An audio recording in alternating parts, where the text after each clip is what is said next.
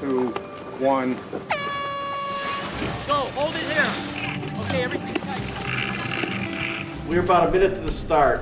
I sit on a traveler bar because I'm reading the breeze, and all of a sudden, I hear, "Oh my God, he's blind." It's not just going for sailboat rides. It's actually competing and raising the level of their experience. Tap. That's your head, Phil. In tight, Nancy. There you go.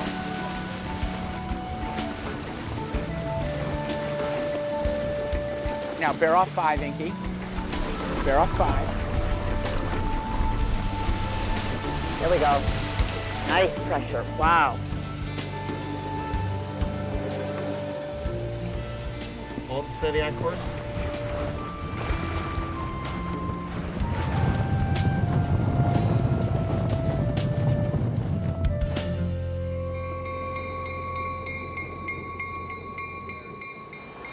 I started sailing when I was 26, back in 1979. I've been a competitive athlete since I was 14. While I was at Perkins, I was on the Perkins wrestling team and the track team. Sailing was just another avenue for being competitive, which overlapped into getting a job because you have to be competitive to do that. In a few months, I will be retiring from my job as Braille Shop instructor at Bay State Correctional Center. We produce Braille books for school kids using computer technology and inmate labor. Sometimes sailing seems to be more of a priority than the job. It looks like what we have for you guys for today is the backside of this front that went through last night, which is giving us a nice light northerly this morning, which I anticipate to hold most of the day, somewhere in the 6 to 10 knot range. This slides in. Oh, try again. The other thing about Now go right back. Oh, yeah, you gotta fit it. Keep pulling. There you go. Just give me numbers, that's all. Down 2. This is where it gets a little challenging because it's light and we're looking for pressure, counterintuitive. For me, at this point, the hard part is just maintaining mental focus, especially as the caliber of sailing goes up, the expectations go up, the margin for error becomes tighter. What's at 1 o'clock? What's at 2 o'clock? Coming down, coming down, coming down. Yep. But if you're passionate about what you do and you work hard at it, eventually there comes points where everything will click. That's what makes racing so much fun, is that when it works, it's wonderful. Congratulations, and here's your trophy.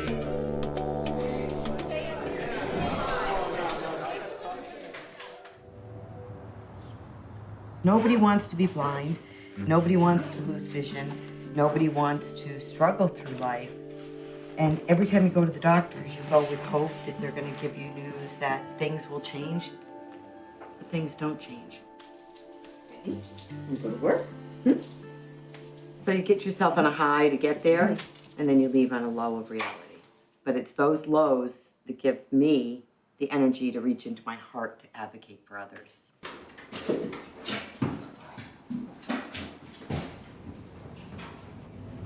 She says, Nana, can you read this story? I said, Liana, Nana can't see those words either. She came back and she says, all right, read me this story, Nana. So my daughter Lori said, just make something up for her. And I said, all right, once upon a time, and Liana went, oh, Nana, you're making this up. No stories start with once upon a time.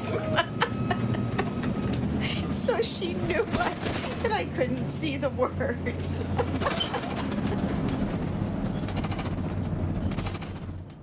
The hardest thing I did was to surrender my driver's license. Do you see the V now, or is it too blurry? I can see it. Do you see it now? Yes. Even if I only went a mile from the house, it was that sense of freedom. It was that independence. It was mine. I could get away if I wanted to. And when I take this away, do they go much further apart horizontally? They're side by side, but they're really far apart. Right. So this brought it closer, but not together. Right, their edges are touching. My husband and I met when I was 16, and he met me with nystagmus. He met me with my head turned to the side my entire life. He was used to me driving that way. So I don't think, and I still don't think, even my family fully understand how difficult it is for me to see. If somebody's eyes look normal, you don't see the disability. And so many people with vision loss, their eyes do look normal. So you assume that they see normal. You're going to see a very pretty blue light. It was like when I lost my license, nobody understands why. You know, like you've had that your entire life. Yes. So why can't you see now? Well, because it's changing, you know? The next step would be to consider doing some eye muscle surgery to weaken that muscle that's pulling the eye towards the nose to allow the eye to come a little bit more towards the center, so you wouldn't necessarily need to have to turn your head as much to see clearer. Where's your next venture to? I don't know, the Nationals probably next year, and then hopefully the Worlds in Japan. So does the dog tell you when to tack? Yeah, he doesn't go with me. I wish he could. Did you sail in the Charles River too? Have you ever been sailing in there? Where do you usually sail You at? know, this is terrible. I don't know where we're sailing. Oh, this is terrible. You don't know where you go sailing? I don't Did you know go where when you're not going to nationals? Arthur will kill me. We're gonna go left.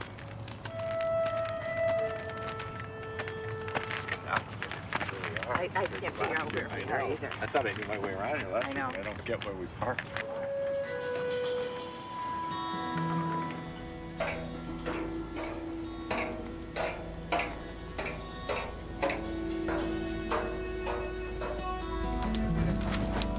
Mary?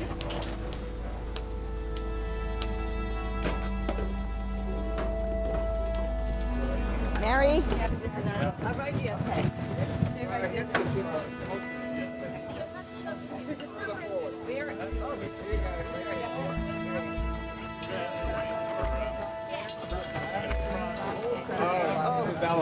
So far away. Yeah, so it gets like caught here. Yeah, so I'd keep it back here. Some people may have never been on a sailboat at all. You know, they're trying to figure out, well, what's that noise, or where's this movement coming from? Particularly if they might not feel stable. So there's noises that some people might never have experienced before, right? That we take for granted, like the halyard slapping on the mast. You know? What are they feeling? What does it feel like? Actually, I could use some help back here. It's all messed up. Already. No, you go from the front. Oh, I go this way because I'm crawling from that way.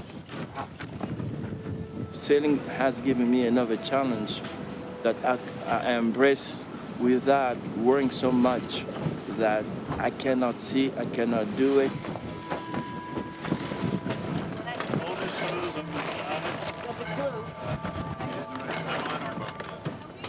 No, I don't want to be treated differently. Yeah, I don't want to be protected and sheltered, you know?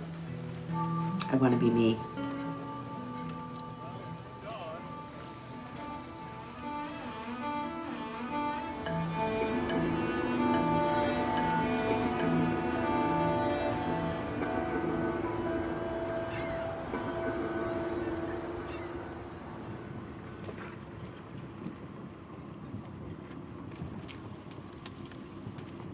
You don't use the stick?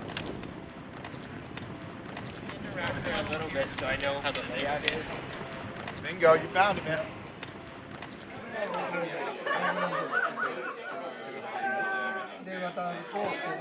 Coast Guard thing is right there. Oh, yeah. Okay, so we're going right up to the Coast Guard. Yeah, going 1 to 2 and then back to 1, right? So that's course number 2. Course number 1 is start finish. Yeah. Course to buoy number 1. Yeah. All the way down to buoy number 3. Okay. And then back over here. And then back to start finish. Yeah.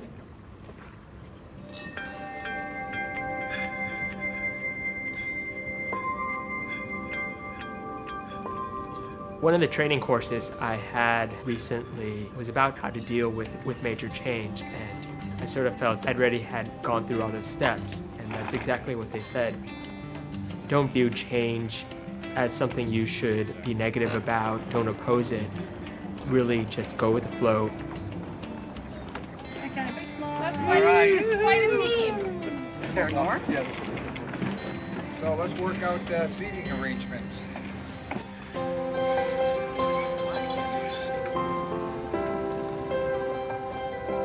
Five, four, three, two, one. Everything can change so fast with just one move. It's just all about staying focused and trusting your team.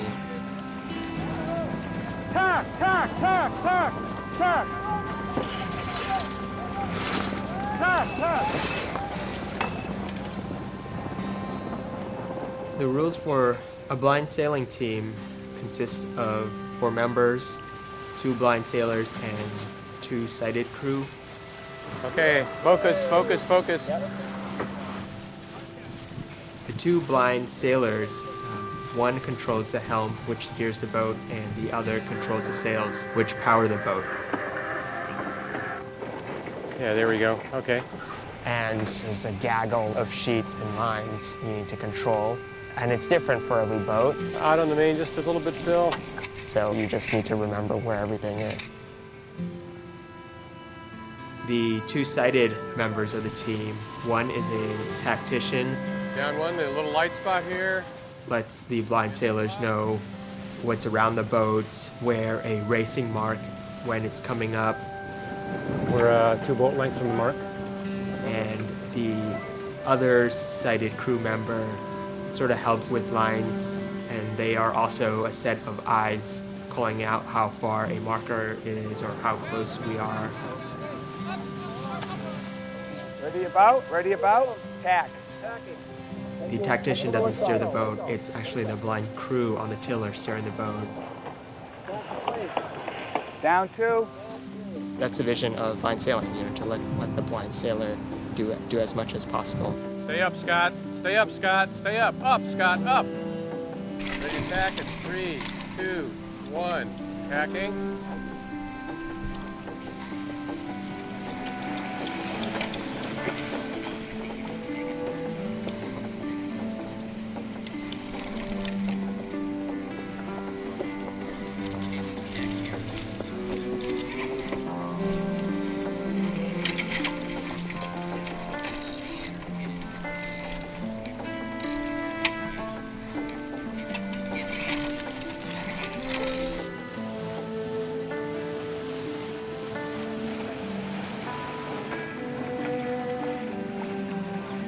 Up through.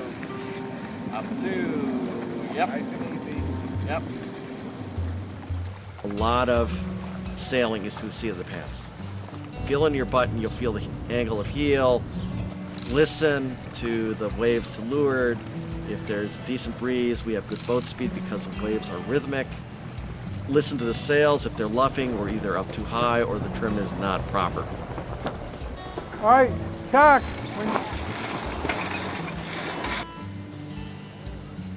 What we lack in vision, we compensate for by the senses we have left. 11 on deck.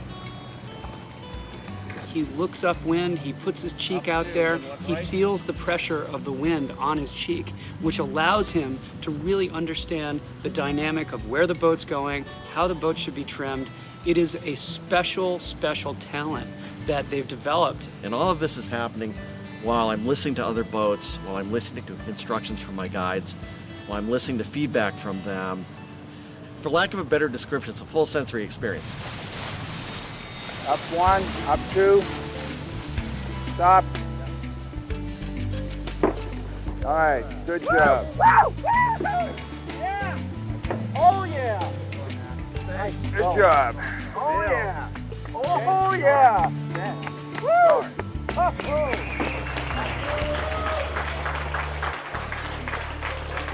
Thank you guys all again for being here. This whole thing is a new thing, and we all made some new connections here. And I think that's what we really want to celebrate. You know, whatever happens out in the water, you know, we might be cursing and yelling at each other out there. When we come back in here, I think we're all a family because we're really in this community together, and I think we made bridges to other communities too. And I mean, we just started a new family, so here's to that.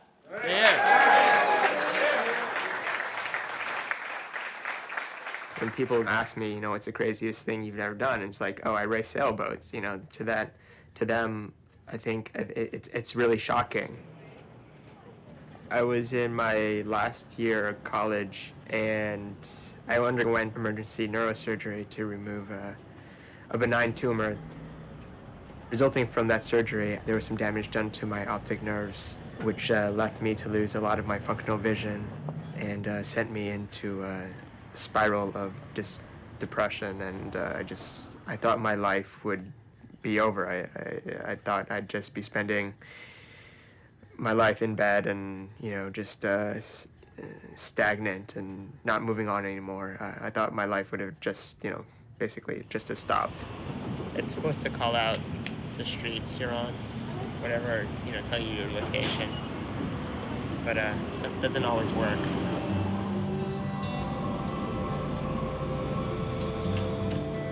You know, I still keep hope alive. Maybe a miracle will happen, but I had to deal with the facts and start to go from there.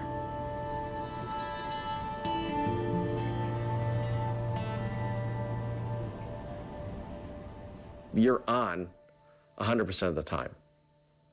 You don't have a second chance to go through the course. Okay, so I'm going to roll my number in the middle. 5. Okay, got it. Yep. Inky roll. Inky, I'm gonna hand you the die. Yeah. And I will bring the board towards you. You can roll it on the table. Roll it on the table. Oh, you can roll. I've been doing I got a 10. Deuces! Yeah. That's what makes racing so much fun, is that when it works, it's wonderful. And carryover from sport can be huge when applied to things like everyday personal life, that your life is not over if you lose your vision. And even if you never had it, you know, you don't have to live it in a bubble. I got 8. Okay, I'm gonna move you. 1, 2. You're gonna be a railroad tycoon? He's gonna try it. Here's one landed on Mr. Top Hat's property, Pennsylvania Railroad. So I owe you $25? 25. You gotta fork it over to me, big guy. That's okay. Hey, there's money here. That's mine. Mine, no, mine just fell off. It just fell off my... You're losing all your money. I know, I'm so sorry. All right, here. I'm blind, I can't see. Oh, he just played the blind card. He just played the blind card. Yes. Oh my God. Out of the chance pile, right? The blind card doesn't work in this Exception. It's interesting when you look at the type of person who's blind or visually impaired who decides to be a competitive sailor. We all are assertive about who, what, and how we do things, and who we are. And if you're gonna step on us, we're gonna squawk. I'm feeling the need. Watch out. Ow! I clap my hands over my ears. How much is Illinois? Let me look. Can I see? Where? Carl, you can hold Carl's hand. I'm only It's 4 under his spaces hand from the Okay. start, you know. We've noticed that about you. It's How much was it? I think you $240. skipped me. 240. Did you You know skip what? me?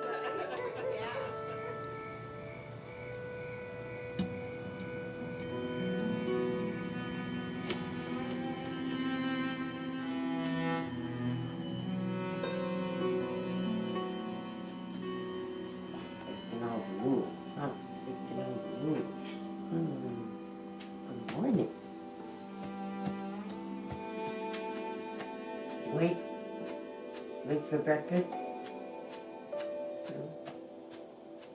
Okay. When you're on the water, you're competitive, but when you're off the water, you come together and you're friends and you're a team and you're an equal playing ground and you share your joys of that race and you share your pitfalls and you learn from each other. And even if we don't win, I've given it my all, I've given it my best. It's a good day because I could embrace it, I could do it. Even though you're under the direction of your sighted guide, they're your passenger and you're driving against the wind, but you're driving once again. You have that independence. You're making decisions. You're communicating. You're free. It's the only freedom that I really feel that I have with that vision loss. Yeah. Screensaver. I just feel. Gmail-read: We are surely not preparing our teams to compete at the world level, but we must even the playing field for fairness. The results of this past U.S. Nationals showed clearly that those teams put in the naval-bodied sailors. Did you see the email from Al Spector? I saw it this morning. The thing is, we're concentrating, not being able to see. We're concentrating what you can feel the wind or whatever it may be. Yeah. That's why we had those people to assist us in certain things. It does not mean that we're going to give them all the control. And they all say, oh, you can't, your team can't sell with anybody but Ken. It goes to show that Ken does everything for you. No, it goes to show that we are tuned into Ken's instructions. Yeah, and Ken us. knows exactly my one, my down two. It means other people, they go this wide. I said, I'm zigzagging all around. I said, what's going on here? Yeah. When we sail, Ken is a person who gives you the layout of what's happening in the water. It's not like somebody just guiding you. And in that way, we feel that we are really within the competition. Yep. So we know exactly what happened. Even tell us what something happened there in the other boats, it tells us. Yeah. Other people don't do that. So I feel very involved sailing with someone who knows what's happening and giving instruction. That's how I am too, Inky. Yeah. I don't want somebody telling me to let the jib way out and then, no, pull it way in. And it wastes a lot of strength. And energy. And energy to let it out and pull it in. I'd rather fine tune it. I look at everybody else so. When you're racing as a blind sailor, we have to say thank you to those sighted people. Mm-hmm. You have 8 boats converging into one point. I don't care who you are, how best you are as a sailor. You have 8 boats converging in one point to take a turn. You cannot be kidding me. These people get nervous. They get nervous. Are we hoping to go to Japan? Gotta practice Japanese first.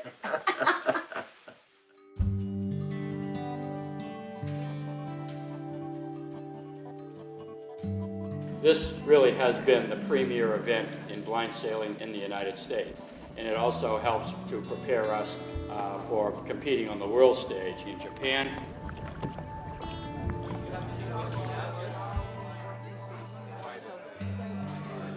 How are you? Nice to see you. Nice to see you. You're looking great. Oh, thank you. You're looking terrific. Sailing a lot? As much as I can. That's why sometimes I say to people, don't pay too much attention to their vision. Pay much about the feelings. Yeah. You know? So, but you were vision impaired from birth, were you? No. No, you weren't. I lost my vision at 17 years old. Really? So did that gradually happen, or was it? No. As a matter of fact, I lost my vision one night, overnight. Really? I had a little problem with my vision. I went to see a doctor. Yeah. Had a surgery. Boom. I woke up the next morning. I couldn't see anything else. That evening, my father came to the hospital with the president of the country. He looked at me, and the president's wife, he said, oh, well, things will be okay. You'll be going to the United States. My left eye was supposed to be saved. Yeah. By the time we're trying to come here in the United States, it began to affect my left eye. From where? I was born in Congo, in Africa. Congo. Yeah. In most African nations, blind people sit in a corner and beg for money. That's one of the things my parents didn't want to see me do. That's why my father was so devastated by to hear about me becoming blind. And I remember when I was young in Africa, we walked by, we see a blind person sitting, putting hand like this, begging for money. We would take a beer bottle cup, we would drop in his hand. Oh, he threw it up. No, that's not money. We thought, oh, he can see. I seen people used to beat them up. And when I was really declared blind in Massachusetts, I want to kill myself. And that's one of the things I said to the lady who was helping, my good friend Linda said, I'd rather die than be blind.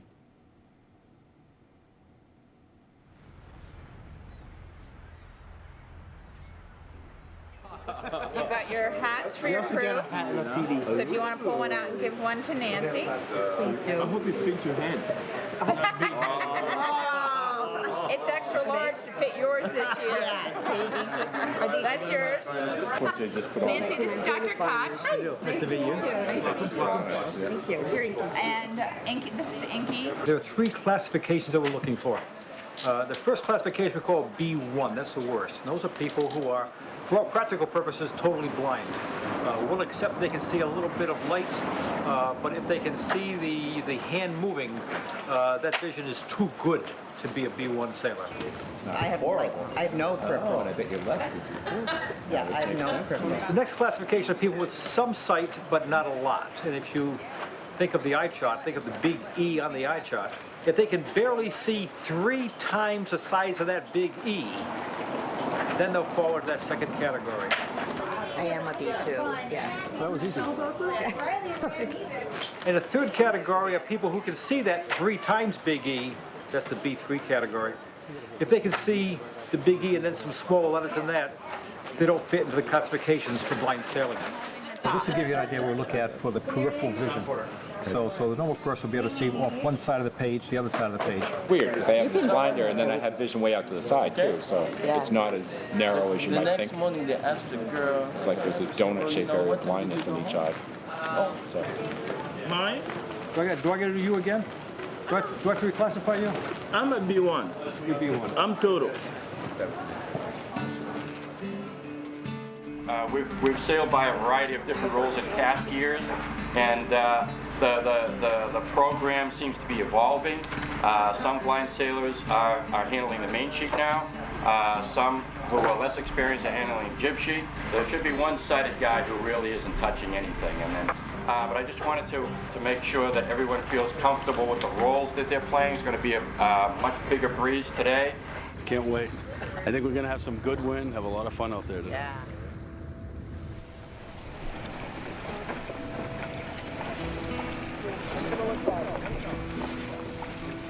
The start of a race is critical because every boat wants the best position on the starting line. Usually it's a windward start, so you have to use that zigzag pattern. It's a windward, a leeward, all the way downwind, and then back up again to windward in order to finish.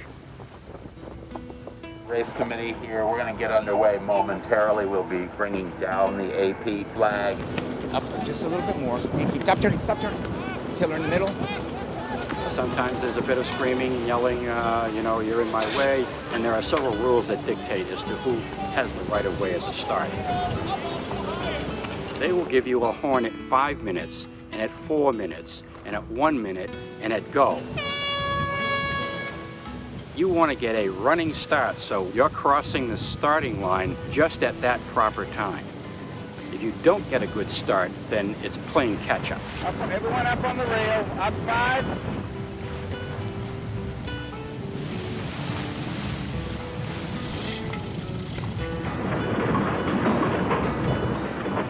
Oh, Jesus, it's hard. And then you round that windward mark counterclockwise and head downwind where you're letting the sail all the way out. Dead run. When's the 1 o'clock? Yeah, I want a shot. Ready?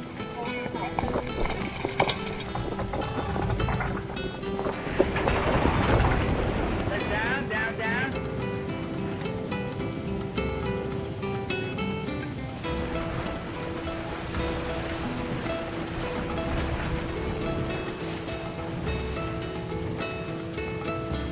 Go, God, watch your head. God, that wrong way! Wrong way! Woo! Head up and wrong way!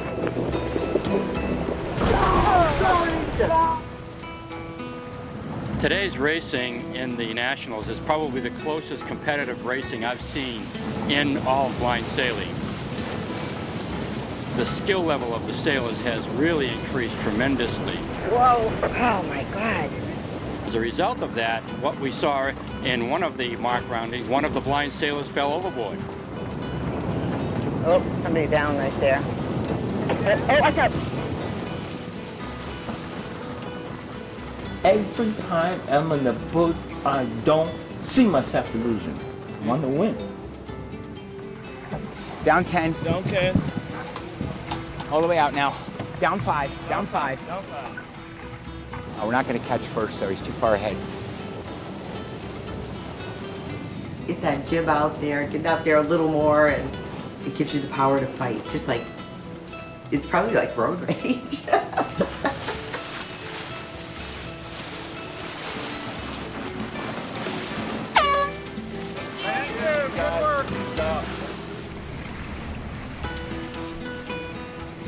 Nice, we're about to finish.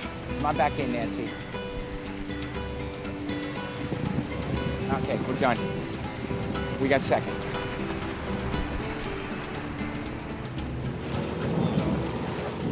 What a day. Good job.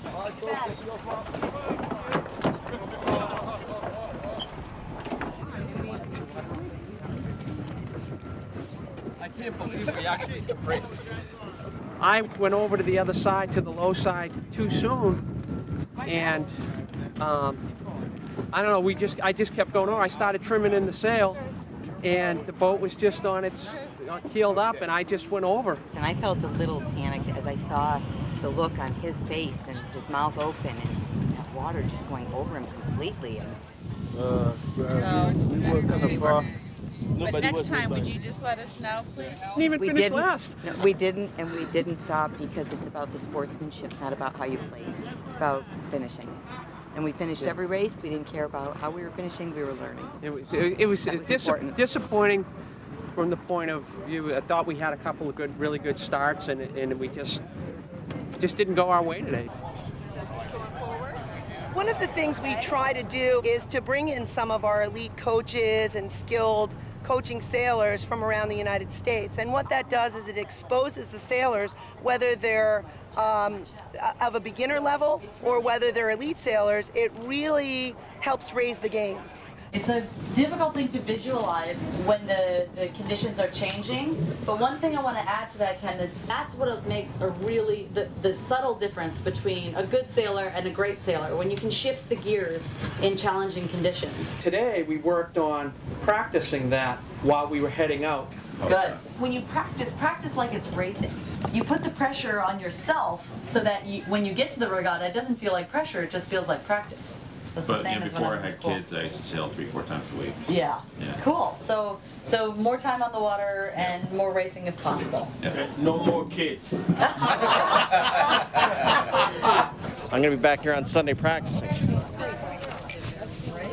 But then, there aren't that many people who are that hardcore, so. I think in terms of sailing, I just take it a little bit farther than some.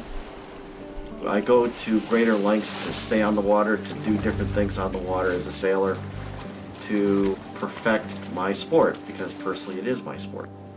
He's an incredible swimmer. He would go across to the other side if, nobody stopped him. It's part of being independent. It's part of being able to make economic choices instead of having them made for you. That is to say, being on Social Security, SSI, SSDI. I've been there. Not deep enough yet. I don't feel the why me's because of it. It's okay. Well, one more speed bump. Let's get it done. Listen for the surf. Look where the sun is. And swim out of the water. Yeah, but you're gonna walk right into people. And you go left. So once you devote that kind of time and effort, the only choice you have is to push on and develop your skills to the maximum extent possible.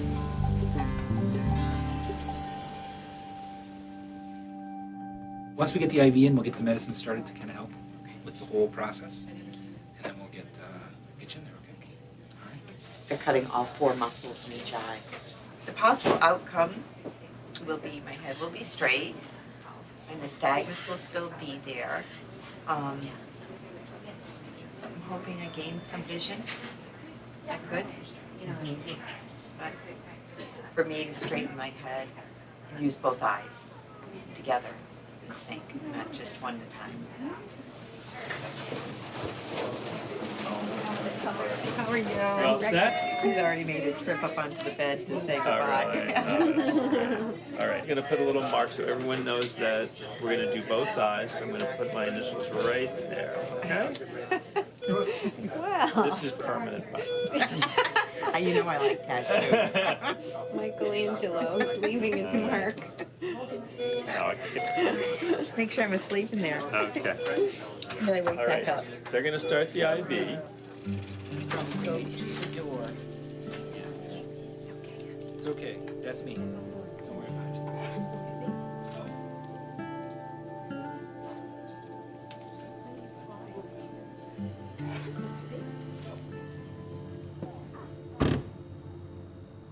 We were both working in Boston at the time, and I used to see him at the Y. I'd be working out there, and I would see him on the streets occasionally with his dog. And what are dogs with? Well, chickens. Hey, you are not supposed to be sniffing. You're supposed to be over in your place. Yeah. Get down. Go to your place. I didn't think it was ever going to work, so there's a big age difference. I found out his mother's husband and she are the same age difference. Oh, you're lucky. You just missed the usual how did we meet thing. La la la la. See, my house is one big gear locker. It depends on the season. Oh, yes. Either skis out or sailing and swimming gear out. Yep. Oh, yeah. On the water for 30, yeah, it actually comes out to 32 seasons now.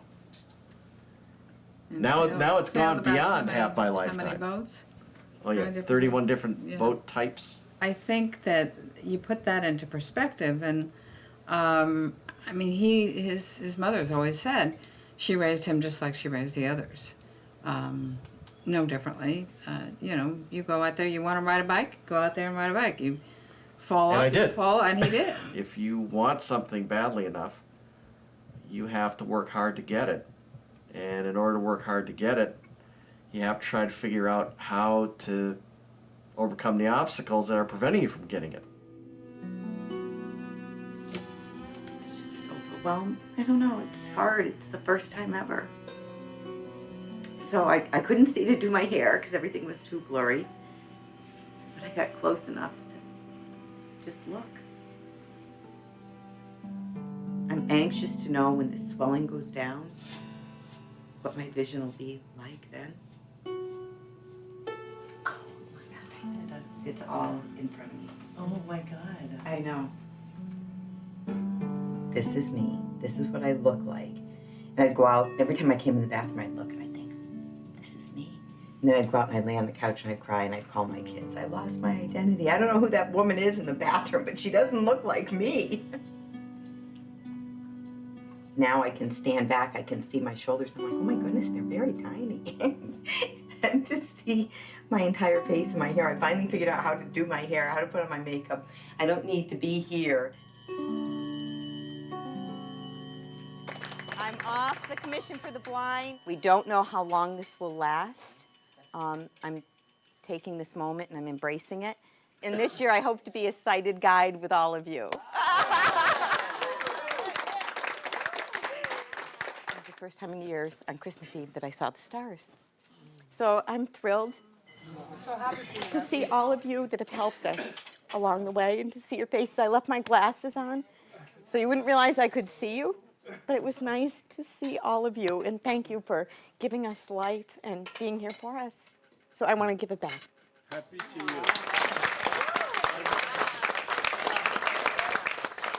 I really would like to thank Arthur because the sailing program, as he had having his own heart for many times, we know how it is. You cannot organize blind people easily. But you know, it is what it is, right? It gives us autonomy, it gives us self-confidence, but we have to find out, you know, through other people as well sometimes. We thank you. Thank you. When I was in a hospital and they told me that, you know, the doctor said that, Inky, is nothing much we can do for you. The doctors and some of the friends, they decided that maybe since he doesn't understand that he can do something, although he's blind, and they decided to send some visually impaired professional to come to talk to me. There were some lawyers who were blind, there were a teacher who was blind, and I think it took maybe 2 or 3 visits that when I decided, whoa, if they can do it, why couldn't I? Why shouldn't I? I love my job because it gave me a sense of accomplishment because I'm trying to help people with disability achieving their dreams, you know, of going back to school, going back to work, or whatever it may be. I'm a vocational rehabilitation counselor. What involved is to bring you up to date as far as the skills are concerned so we can prepare you to go back to work. I like people to know that I am, quote unquote, a person with disability, with a lot of interest and a lot of accomplishment.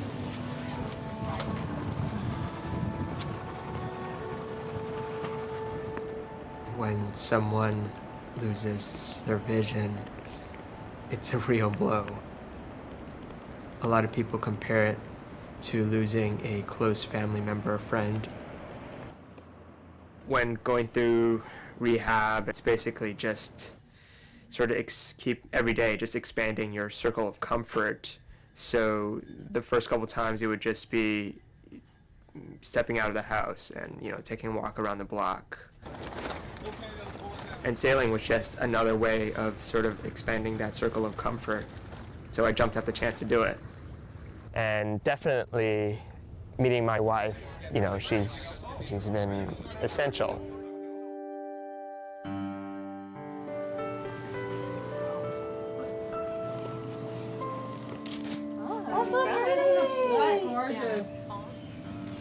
But I had to get to a point where I was ready to be in a relationship again. I was ready to be a partner again. Okay. Am I turning now? Yeah. September 1st, we did an American ceremony. Had 140 of our close friends and family there. To me, it was a big thank you to all the people that have sort of helped me get to that point. You can't be in the sport of blind sailing without, you know, having a good heart, and you have to be really dedicated to a team and to this organization. Even coming out here and preparing to teach instructors and putting together the teaching manual, it's about being dedicated to it. So what specifically do you want the student to do? Grab Just this. say put your hand over here. Put your hand over here. Well, I'm knocking. Okay. So just to make sure you're pointing out anything that if they're leaning over, Right. you know, either have their hand up, Okay. you know, as they're getting familiar. Yeah. And when you're taking somebody around, you may want to be first. Okay. You know, that's, yeah. I think Al and Danette definitely put a lot more time than I'm able to put into it. But even going through writing part of the manual and putting it just your thoughts and how to adapt teaching sailing for someone who's blind and visually impaired, and you know what actually happens out in the boat. I think that definitely takes some time and dedication to. I mean, I feel comfortable like this, but I've been on a boat. Yeah. So like leaning against the lifeline isn't something that would be scary. Just ask them. So it's like learning from both sides, right? Like they dealt with like vision loss every day, but they've probably never had experience on a boat. Yeah, I think the conga line technique works, where, you know, either they're touching you, I tell them, put your hands on me, and we're going to now make a move along the perimeter of this boat. So keep them really close, and I like them in contact with you. Excellent. Yeah. Our sail blind team will be competing in Japan for the Blind Sailing World Championships and they will be joined by a team from Texas, and together we will be representing the USA as we compete in Japan against the best blind sailors in the world. So we're very optimistic that our team is going to do well.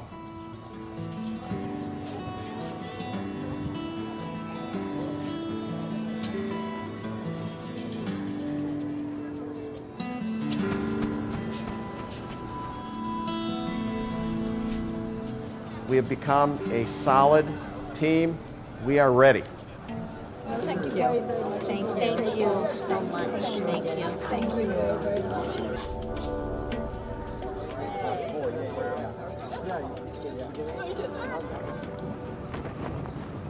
The area we race today is the furthest western area. I'll translate in Japanese briefly. 今回のレガッタでは、紙マークとかそういうところでホイッスルが鳴る場合があります。その場合は多分どちらかあるいは両方の艇がルール違反をしてんでペナルティターンを期待しているというジュリーからのお知らせです。The most important thing I have to do now is to introduce the other members of the jury. This is Katsuya Hashiba. Did you sign your name here?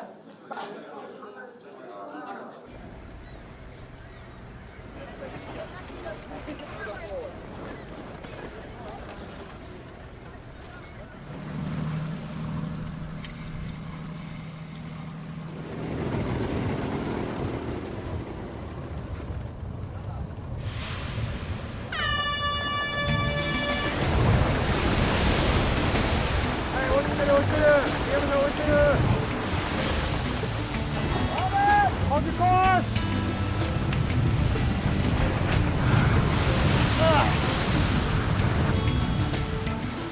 Grab it! Hey, まだ回ってない。Keep up.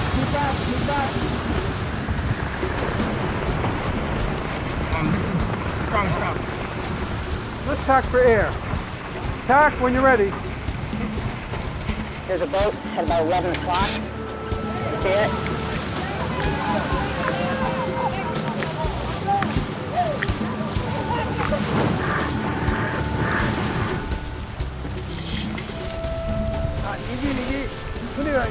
The caliber in Japan is something else, which is what I would have expected. When you're in a fleet of blind sailors and you're talking about feet to inches of clearance, that, to me, is having arrived at the top of my game.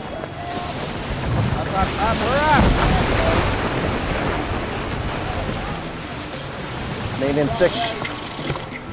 Hold. Feeling that breeze going across your face, you have a sense of where you are, a sense of where you've been, and you know the direction you're going. It gives you a sense of control. It's like, okay, this is me. I have to do this.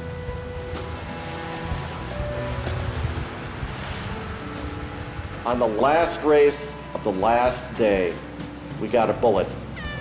And that bullet was enough to break the tie between us and Japan.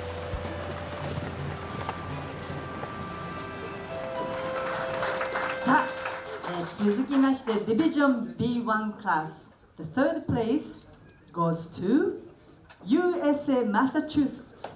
Oh, I love your ties. You can tell where they're from. アメリカの国旗のね、ちょっと派手ですけれども、はい。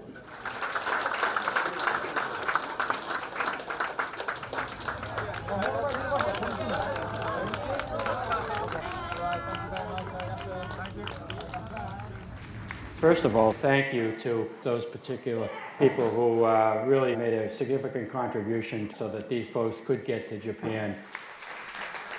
The other person I'd like to introduce, and that person is going to take over my role as the director and chairman of Sail Blind, the competitive program, and that's Nancy Judoin.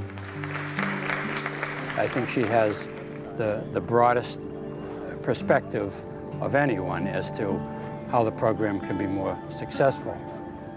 She can bring the blind sailor's perspective to it The fact that she doesn't have the depth of sailing experience that some of the other sighted guides really is immaterial.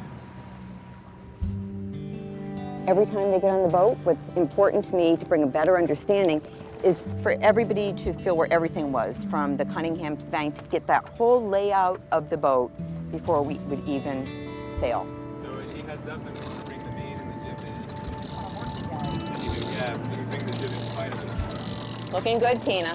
Hi. Hi. You're actually going a little bit too high into iron. I think they're all enjoying this moment of learning and trying different things, and I like watching the experienced sailors that have been on the helm take the new role, not just the main, but of the jib. You're right. It's very slow. Yeah. Nope, there it is, right there. I would like to see more blind sailors sailing in sighted regattas because I believe in inclusion, and I believe that's the best way to demonstrate to people we're not a segment or team to be pitied. We're a team that's looking to make things better for everyone. Sailing has taught me how not to fear things that I cannot see. That awareness is spread through our blind community sailing program. We're going to practice until about the 3rd week of July, rotating positions that we are, and you sailors have a lot of input on how you want to see the program run. So I want a little feedback, what everybody, the blind sailors, feel about their roles right now. Let's start with Tina, you go first. How is this swapping roles working for you? I felt like I got a lot out of both doing all the roles, but hearing the feedback and hearing the kinds of things other people were doing in all the roles. So, yeah. And you do tend to appreciate the helmsman, who I just thought sat back in the boat and did nothing. But seeing how instructional sailing has really become something they're excited about, that has been really rewarding. I talked to you. Yeah, call me. I'll call you, okay?